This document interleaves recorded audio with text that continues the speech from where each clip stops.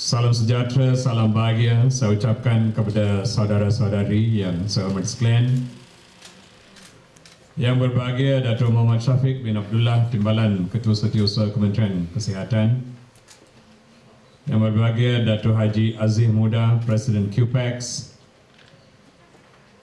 Mr. Dean Corner, President and CEO of Sun Life Financial. Yang berbahagia Dato' Dr. Norai binti Muhammad Said, Pengarah Hospital Putrajaya. Tuan-tuan, puan-puan dan saudara-saudara yang saya hormati sekalian.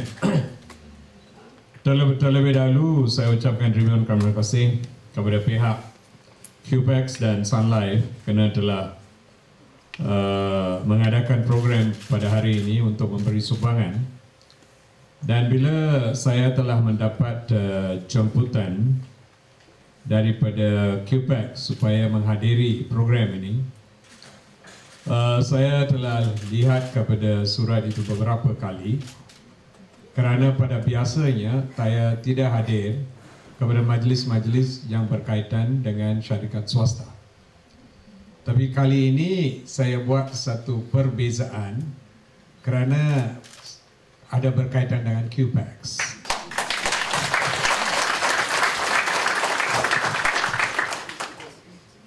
Saya dan QPEX mempunyai satu perhubungan yang erat daripada masa saya menjadi Menteri Sumber Manusia. Perhubungan itu tidak lupa lagi. Khasnya, kerana saya tahu lebih daripada 80 sampai 90 ribu kaki tangan, khususnya jururawat yang menjadi ahli di dalam QPEX. Dan di dalam keahlian QPEX, selepas guru-guru, jururawat yang menjadi jumlah yang paling besar. Dan kalau guru dan jururawat berkongsi, mereka boleh menentukan siapa yang akan menjadi Presiden QPEX. So ini ialah politik di sebalik. Dan itu sebab saya dah memberi satu buat keputusan, lebih baik saya hadir.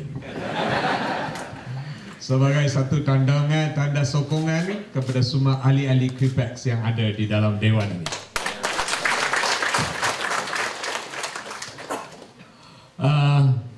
Dan lagi satu, biasanya dengan majlis QPEX, mereka minta saja.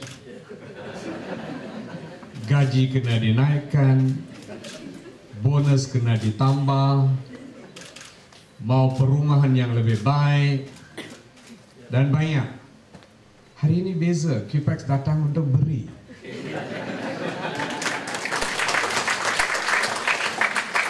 So saya ingat mungkin dasar QPEX sudah ubah.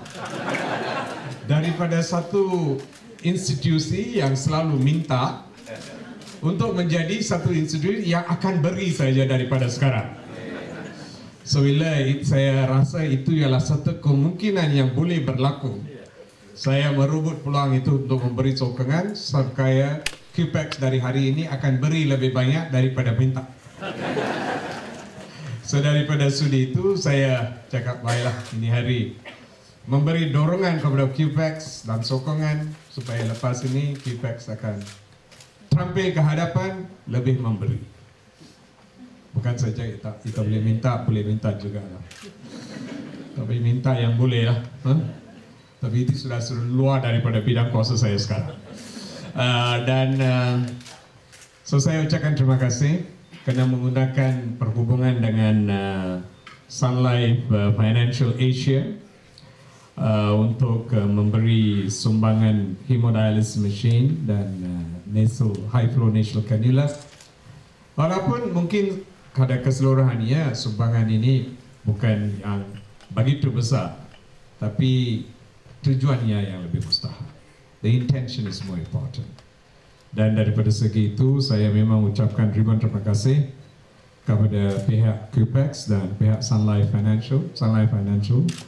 I'd like to express our thanks as part of your CSR and in line with your working relationship with QPEX.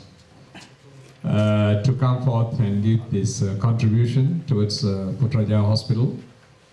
And I'm sure that will further increase the facilities that you have to give more and better services to our people. And I thank you very much. And I also take note of the key points in your speech, which highlighted the commitment of your company on a global level to be part of us in the fight against non-communicable diseases, particularly diabetes, which is a big challenge to us.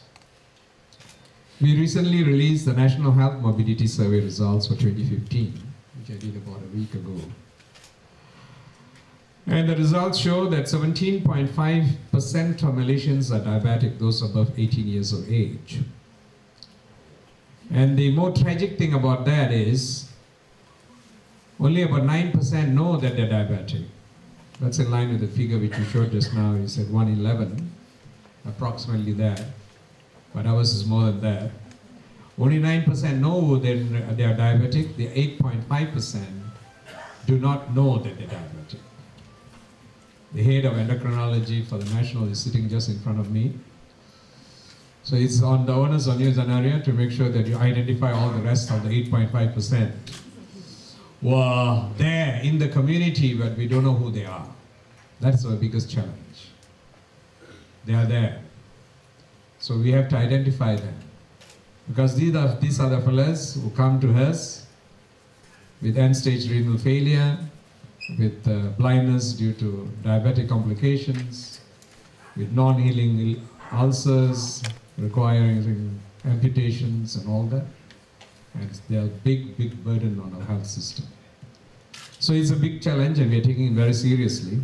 So I'm quite happy that you all share the same sentiments and you have to be involved in this process to ensure that there's optimization of the management of these problems so that we can create a healthy society. So untuk QPEX, ada satu peranan yang boleh main dengan Kementerian Kesihatan, yaitu untuk menghasilkan generasi pekerja awam yang sehat. Ini satu perkara yang sangat mustahil. Saya ingat ada satu isu yang menimbul beberapa bulan dahulu, that perkhidmatan awam bukan saja is bloated in the number of people who are working, tapi tiap-tiap individual itu pun bloated juga. So macam mana kita boleh menghadapi isu ini? Macam mana kita boleh memperkukuhkan budaya cara hidup yang lebih sehat di dalam kalangan mereka penjawat amal? Sangat mustahil. Dan di proses itu, QPEX boleh memain satu peranan yang aktif. Dan Kementerian Kesihatan boleh memberi sokongan dengan menggunakan tenaga kemahiran yang ada, kemudahan yang kita ada, untuk kerjasama dengan QPEX di dalam usaha ini. Kita akan kena menimbulkan satu budaya di mana cara hidup yang sehat ini akan menjadi satu kebiasaan kepada kita, satu perkara yang kita boleh berlaku secara tiap-tiap hari, sebahagian daripada kehidupan biasa, not something out of blues.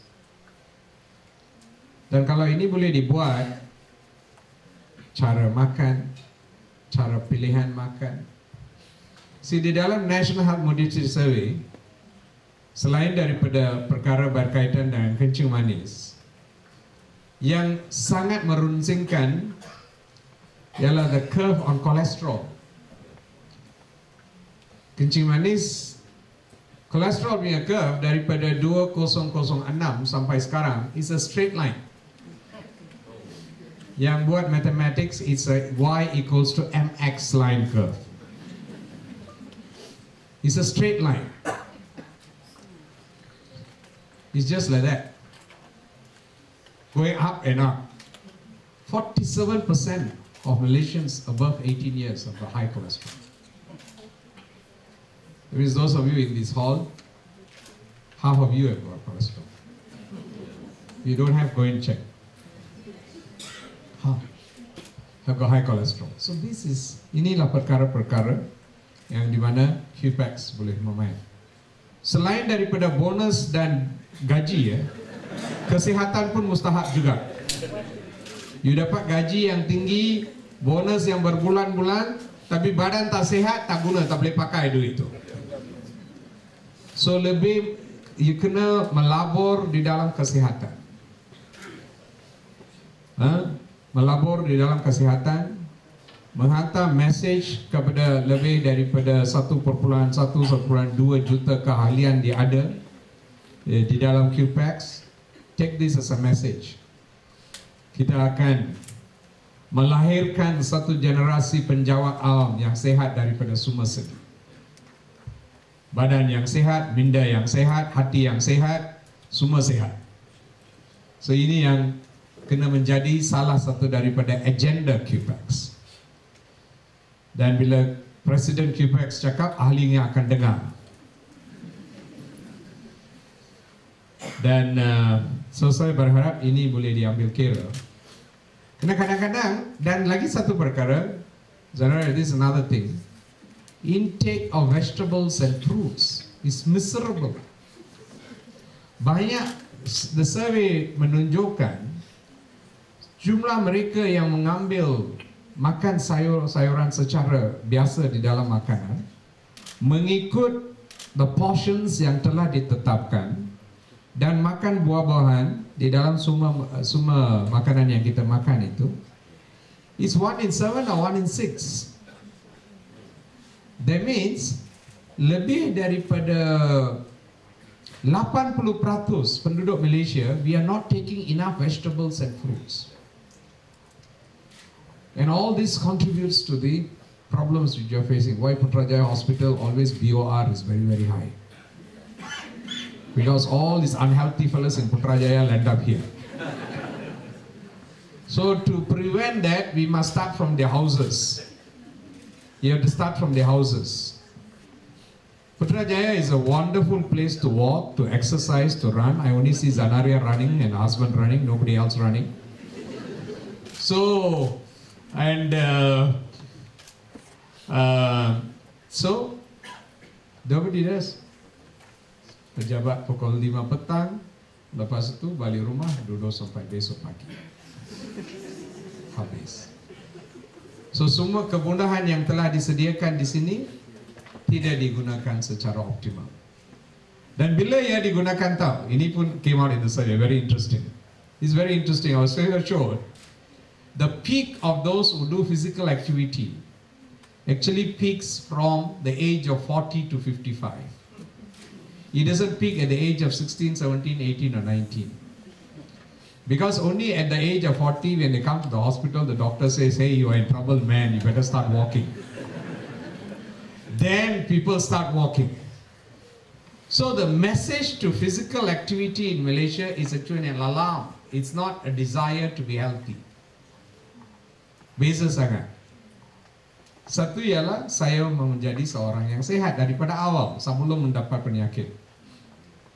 Dan kita akan ada satu cara hidup yang sehat. Bila healthy lifestyle. Nombor dua ialah bila doktor sudah cakap, hey, sudah ada masalah lah. Jantung sudah ada isu. Darah tinggi, kolesterol sudah tinggi. You kena buat exercise. Masa itu you nampak semua itu. Perut yang boncet semua, cuba jalan dan lari. Tak boleh gerak pun badan, tapi itu yang masa dia mau jogging. Too late. Too late. Ini yang berlaku. And actually shows it peaks around 40. I was amazed. How did physical exercise peaks at 40? Then only I realized that was when the doctors told them that you are in trouble, man. You better start walking. Then people are starting walk. Is it? That's the message. So dan daripada keseluruhannya memang ada banyak. QPAX boleh buat. Ada kelas activity, aerobics, jalan, sporting Mia, banyak yang boleh dibuat, dan hantar message tentang cara hidup yang sehat, makanan yang sehat, pilihan yang sehat, jangan makan gula, perkara-perkara macam ini, supaya kita boleh mengamalkan, kita boleh lahirkan generasi yang sehat. Dan untuk daripada segi perkhidmatan kesihatan itu sangat mustahil, sangat mahal untuk merawati seorang yang sudah ada komplikasi daripada penyakit. Lebih murah untuk mencegah penyakit. Dan daripada perbelanjaan kerajaan, itu akan bantu. Kalau duit sudah jimat banyak, tak perlu belanja untuk Bembina Hospital, belanja untuk klinik, belanja untuk ubat. Sekarang kita belanja lebih kurang 2 bilion ringgit untuk untuk bayaran ubat di dalam negara ini. Daripada sektor awam saja. Saya ingat 1.9 atau 1.8 bilion, hampir 2 bilion. Right? Kalau itu semua boleh dikurangkan, bonus QPEX boleh ditambah. So you kena kurangkan, bantu kurangkan perbelanjaan macam ini. Yang boleh dikurangkan, cara-cara yang kita boleh pakai seperti apa? Cara hidup ini bukan satu perkara yang susah, senang. Lebih senang kerana penjawat awam pun sekarang banyak ialah wanita. Keahlian berapa peratus wanita sekarang? 50%. Tapi di dalam pejabat saya nampak wanita saja, lelaki susah untuk nampak.